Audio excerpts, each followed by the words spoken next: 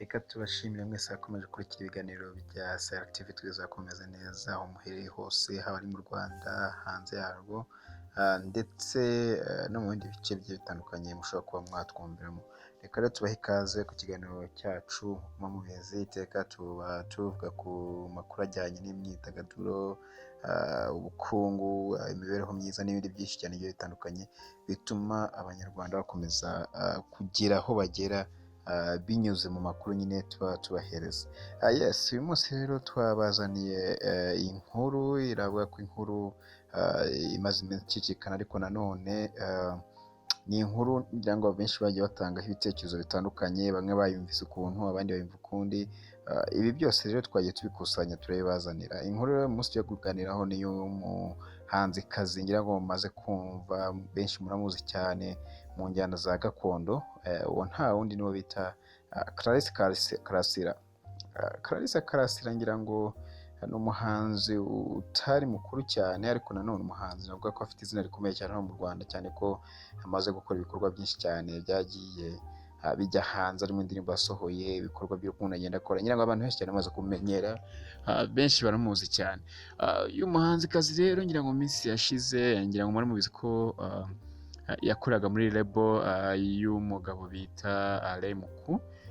Yango Alain Muku niwe wari ushinzwe kwita ku nyungu z'umuhanzikazi Clarisse. Nyango murabizi ko niyo label yayibanagamo n'uwo bita Nsengiyumva cyangwa se Gisupusupu. Ariko mu minsi yashize amakuru yagiye acicikanwa avuga ko umuhanzikazi Clarisse yaba atagikorana na Alain Muku. Benshi batangaje byinshi, benshi bavuze byinshi. Bamwe bavuga ko Clarisse yaba yikuye amata mu kanwa, abandi bavuga ko Clarisse yaba agiye kubera ko Alain Muku hari ibyo batumvikanagaho bijyanye n'amafaranga, yamuryaga amafaranga, cyangwa se batahuzaga mu bijyanye n'umutungo winjiraga wenda bitewe n'ibitaramo cyangwa se aho Clarisse yajyaga. Ariko rero icyo twababwira cyo ni uko Clarisse we ubwe ku giti cye yaje kugira ikintu atangaza nyuma y'iminsi yari ishize ataravuga kuri iki kintu. Akaba yaje kuganirira n'itangazamakuru agira ibyo atangaza. Ibyo yatangaje rero nta bindi, ngira ngo yavuze ikintu gikomeye cyane kuri Alain Muku. Babanye mu gihe kigera ku mezi 6 nk'uko yabyivugiye. Ni ikintu kitoroshye, ni ikintu kitaragaragara mu itangazamakuru ry'u Rwanda, cyangwa se ni ikintu umuhanzi runaka waba watandukanye na label yataratangaza, ariko Clarisse we akaba yaje kugitangaza abibwira itangazamakuru. Umuhanzi Clarisse ngo nabivuza kuri njyana ya gakondo, ahangaha yahishuye ko impamvu yasheshe amasezerano na Alain Muku, hari impamvu nyine zabimuteye, kandi impamvu akavuga ko zamubangamiraga kuba yakomeza gukora akazi cyangwa se yakomeza gukorana na Alain Muku. Mu cyumweru gishize nibwo umuhanzikazi Clarisse yatangaje ko atandukanye n'uwari umujyanama we mu bya muzika ari we Alain Muku. Ngo yamufashaga muciye muri label ye yitwa Boss Papa.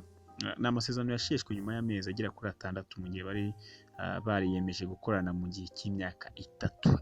Imyaka 3 akamara amezi 6, ntabwo byoroshye. Ahangaha impande zombi ngira ngo zatangaje ko batandukanye ku bwumvikane, nyuma y'aho Clarisse Karasira bisabiye, cyangwa se we ubwe yabyisabiye. Abantu benshi bumvise iyi nkuru nyango baguye mu kantu ko babonaga ko Clarisse Karasira hari aho avuye, hanahageze, hari aho manager we Alain Muku yaramuvanye ndetse nayo yaramugejeje. Abantu benshi babyibaje ibintu byinshi cyane bitandukanye, bati se byari by'ubu ngubu by'aba bahanzi batangirana n'amarebo runaka, babona bamaze kugira ikintu afatisha bakagira gutya bakaba barabacitse. Ngira ngo abantu bakomeza kwibaza ikintu cyagitumye batandukana batamaranye kabiri, mu gihe kandi uyu mukobwa yari kwitwara neza mu ruhando rwa muzika. Ngira ngo rero mu biganiro bitandukanye Clarisse Karasira yagiye atangaza cyangwa se yagiye akora, ngira ngo yahishuye byinshi ku mpamvu yatumye afata icyemezo cyo gutandukana na Alain Muku n'ahazaza he muri muzika. Clarisse Karasira rero akaba yaravuze ko icyatumye asaba gusesa amasezerano muri label ya Boss Papa byatewe n'uko hari izindi nshingano nshya agiye kugira ku buryo bitari ntabwo byari kumworohera kuzishyira mu bikorwa mu gihe afite abandi bamuyobora. Ngira ngo rero ni ikintu kitoroshye cyane, ni ibintu atigeze atangaza cyangwa se ngo agaragarize itangazamakuru icyo yaba agiye gukora cyangwa se izo nshingano izo arizo. Ngira ngo rero n'umuhanzikazi icyo yatangaje ni uko yari afite izindi nshingano zabimuteye. Aha ngaha rero yavuze ko cyangwa se yatangaje ko yagerageje kubyumvisha manager we RM ko cyane ko bitari binamworoheye, ariko aza kuvuga ko RM ari umubyeyi, yamwise umubyeyi. Ngira ngo ni ikintu gitangaje cyane kuba wabona umuntu mutandukana hari ibyo mwari muhuriyeho. Abenshi mu bahanzi ngira ngo tuba tubyumva baratandukana, induru zikavuga, abantu bakaterana amagambo atari meza, ariko ngira ngo Clarisse Karasira yatangaje ikintu cyiza cyane avuga ati RM ni umubyeyi. Ijambo rikomeye cyane. RM ni umubyeyi, narabimusabye ndabanza ndabimuganiriza, n'ibintu bitari bigoye cyane, ati hanyuma aza kuzabyumva twemenya ko tugiye gusinyura ayo masezerano kugira ngo bitabangamira ubwo buzima bwanjye. Ngira ngo aya ni amagambo Clarisse Karasira we ubwe yitangarizaga. Noneho rero Clarisse Karasira avuga ko rero we yaragiye kugira izindi nshingano. Aha ngaha rero ntabwo Clarisse Karasira abasha kwera ngo avuge ibijyanye n'izo nshingano nshya, ariko avuga ko harimo ibijyanye n'umuziki n'ibindi biri ku ruhande byo mu buzima bwe bwite adashaka gutangaza. Ikindi kandi yavuze ku bijyanye no gusinya amasezerano ye muri label ya Boss Papa. Avuga ko ubwo yasinyaga amasezerano y'imyaka 3 yo gukorana na RM, avuga ko yumvaga ibijyanye no gushyira mu bikorwa izo nshingano ze bitari hafi. Niyo ngo ibyo agiye gukora uyu munsi kuri Clarisse yumvaga atari ibintu biri hafi. Noneho rero akumva kuba yakorana imyaka 3 na RM ari kimwe mu bintu yashyize imbere cyane, ko yabonaga ko RM yari umuntu witeguye kandi ushaka kumufasha. Nuko ubwo rero Clarisse Karasira nibwo yahise asinya amasezerano y'imyaka 3. Gusa muri Kamena nibwo yatangiye gusaba ko aya masezerano yaseswa. Nibwo yatangiye gusaba ko amasezerano yaseswa nk'uko abitangaza.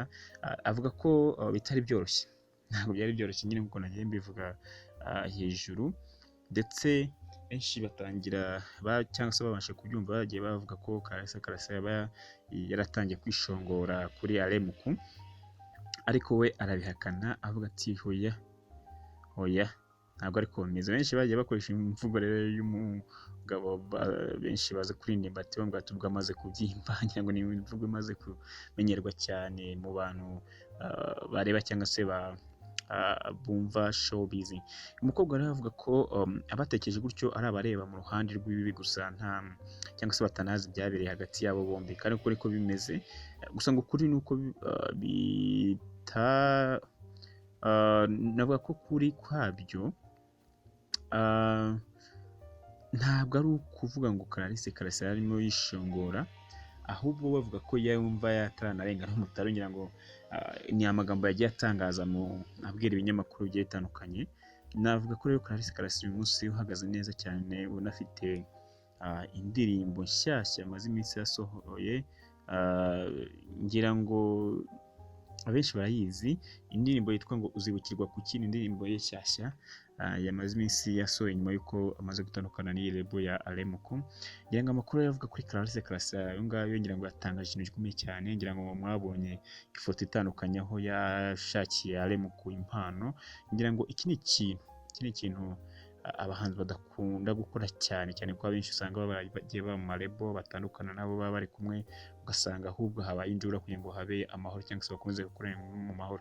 Clarisse Karasira yatangaje ko atandukanye na RM bitagiye gukuraho ubucuti bafitanye, ahubwo ari kimwe mu bintu bizatuma bakomeza gukorana, cyane ko RM bamugira inama mu bintu bigiye bitandukanye. Ngira ngo rero nka CRTV nicyo tuba twabashakiye cyane, ko tuba dushaka kugira ngo tubabwire ukuri ku biba bivugwa hanze muri showbiz cyangwa se mu bindi bintu bigiye bitandukanye, ndetse tunavuga cyangwa se tunarebe bati ese uburyo umuhanzi ameze cyangwa se iby'umuhanzi akora cyangwa se uburyo ki yitwara byakirwa bite muri sosiyete.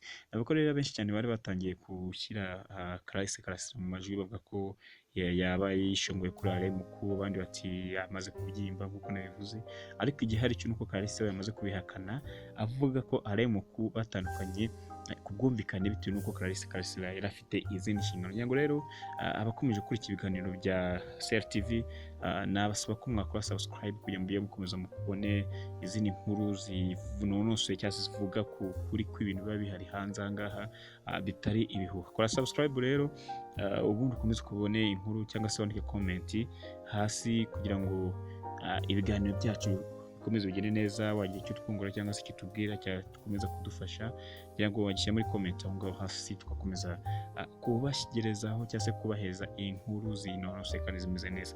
Reka rero mbabwire nti ikiganiro cyacu nangaha tuba tugisoreje tuvuga ku nkuru ya Clarisse Karasira, tuvuga tuti nk'uko mubizi tubatenguha, ubutaha tuba tuzagaruka n'ubu tubazanye indi nkuru nziza, babwira nti ciao, naho ubutaha. Mukore subscribe mukomeze kubona ibiganiro bimeze neza.